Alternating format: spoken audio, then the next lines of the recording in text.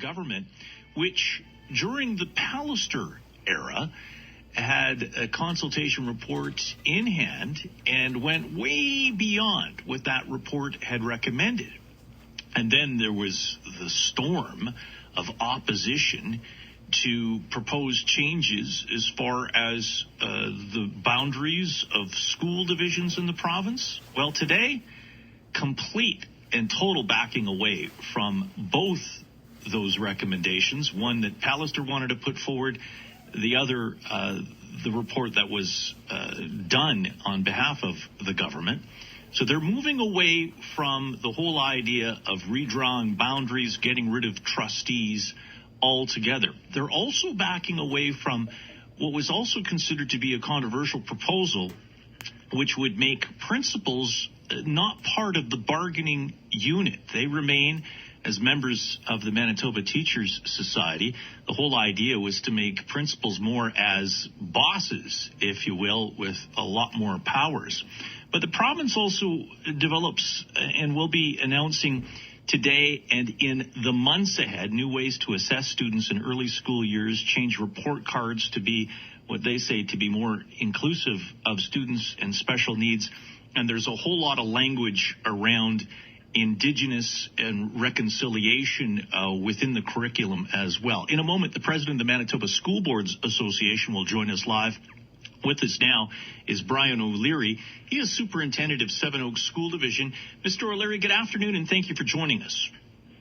Good afternoon, Richard. During that first part of the assessment, the Manus report that was done, you folks were involved in that. You took the group on tours of your schools and told them and illustrated how education has really changed in this province.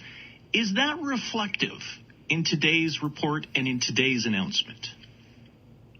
I think it is. I think, any improvement, we need to be doing better for a significant number of kids in Manitoba, has got to be built from growing really good practices, doing what the best schools, the best teachers are doing, and doing more of that, rather than an overhaul of governance and administration, which really I don't think would have had a positive impact on the classroom, if any impact at all.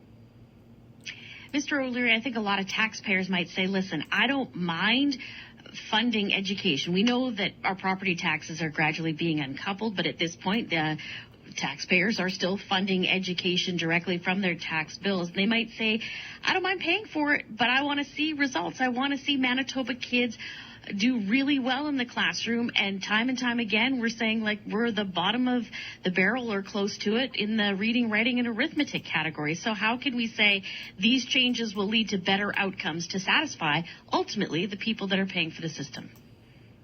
I kind of reframe just the standing on tests. In Manitoba, a typical class of 25, 21 kids are doing well at or above grade level. In the Canadian average would probably be 22 kids out of 25, and the best provinces, Ontario, Alberta, BC, all of whom are wealthier than Manitoba, it would be 23 kids. So rather than throwing out everything we're doing, can we get better with one or two or three or four kids in a classroom? Can we get supports to them earlier? Can we improve the kind of assessment accountability measures that schools use to look at themselves classroom by classroom, kid by kid on an ongoing basis? And I think we can. But to say that, everything is wrong with schools is just really misleading and won't serve us if our goal is to improve outcomes for kids. I couldn't agree with you more in that, but in some inner city schools, it's not just 3 or 4 students, it's the majority of students, and you see the targeted education resources that are there and that need to continue to be invested in those classrooms. And yes, in other school divisions, it's that. But that's the inequity of the system. And I'm wondering in all this, does it address those inequities? Because that is really the problem in education. Those who have means find a way to get their children the education that they need. Those that do not have means continue to struggle. And you know that because you've been an advocate of trying to bridge those gaps.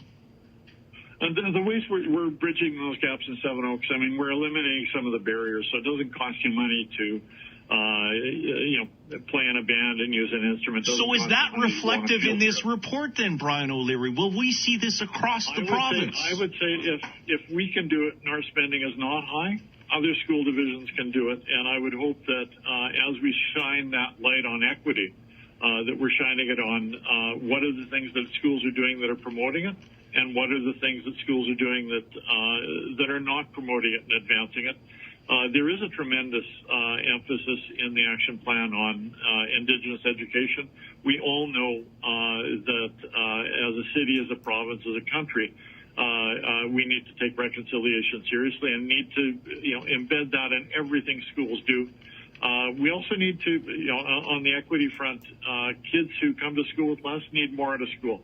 They need more enrichment, additional programming, longer school day, but they also need high expectations and really, really good teaching. Let's also bring in Alan Campbell to the conversation, president of the Manitoba School Boards Association. Good afternoon, Alan. Thanks for joining us. You're welcome.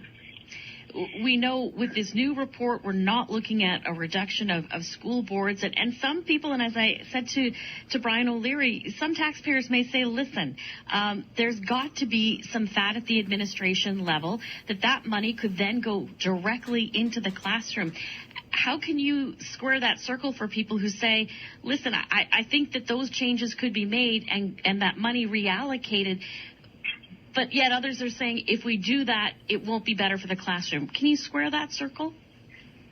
Well, we've been for those that continue to refuse to listen to the facts that we've put out there about trying to square that circle. School boards continue to cost less than half a cent of every dollar that's spent on public education, and senior administration teams like the ones that Mr. O'Leary leads in Seven Oaks cost the taxpayer less than 3 cents of every dollar that's spent on education. And what Manitobans said loud and clear in opposition to Bill 64 is that school divisions need locally elected school boards to lead them, to make sure that local needs are reflected. And those divisions, which will remain intact as after today's announcement, need senior administration teams who are experts in education and experts in finance to ensure that the classrooms are being supported and that the system is being funded as adequately and as sustainably as possible. So I'm willing to square that circle for those that are actually wanting to participate in a factual conversation. Today's announcement, is a really positive step in a relationship between partners, being school boards and the provincial government, about moving forward on a conversation that's focused on students and schools and support where it's needed most. The challenge will be as resources get allocated off property towards general funds. The fact that you won't have those powers to tax will differ the role of trustees and local school boards, and perhaps that's an argument or a discussion for another day. So, Alan Campbell, talk to us in this report what is positive and what people listening in their cars or about to pick up their children from school, or the kids are in the back seat right now, what sort of difference is this going to make in my child's education that he or she or they can get a job? Well, for starters, the Minister of Education had a press conference today that was focused on students and was focused on learning and teaching and supporting schools. And it's extremely refreshing in education in Manitoba over the last 6 months, over the last number of years, to have the minister come out and talk about those things as opposed to elimination of governance structures and dissolution of school divisions and all those things that, as Brian said, if they had any impact in the classroom, it would have been negative. So for parents and for students who are listening, you need to understand that what has been announced today is the operationalization of a new relationship, a co-governance relationship between your local school board and the provincial government, and led by the Department of Education, led by Minister Owasco. So those are really important conversations that will come from the K-12 review, the commission, which of course consulted with thousands and thousands of Manitobans, which took that feedback and informed the work that was announced today. Those are the overall positives that are coming out of today. And Richard, the education funding review piece, you and I have talked about it a lot, and I'd be happy to talk about it more because taxation continues to be a part of that conversation because so much of what was announced today hinges entirely on a system that is sustainably funded. Gentlemen, I appreciate you joining us this afternoon. And Alan, we'll have to have that conversation another day because so far this is only a 3-hour show. Alan Campbell, President, Manitoba School Boards Association. Brian O'Leary, Superintendent, Seven Oaks School Division.